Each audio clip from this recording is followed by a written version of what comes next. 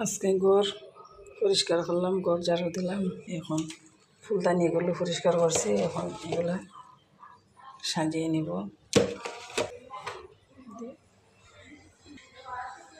আজকে সব ঘর ঝাড়ু দিলাম, যে পর্দা ধুয়ে দিলাম, এই সব পরিষ্কার করলাম।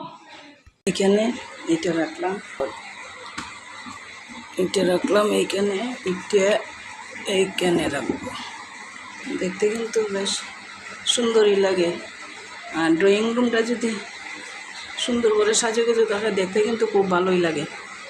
এই যে এখানে একটা কলা গাছ, এটা এখানেই থাকুক।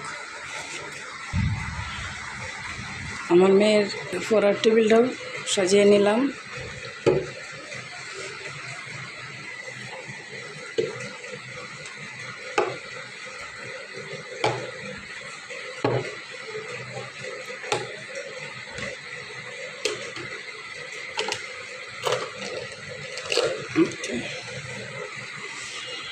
পড়ার টেবিলটা যদি একটু সুন্দরভাবে গোছালো থাকে, বাচ্চারা পড়তেও কিন্তু ভালো লাগে।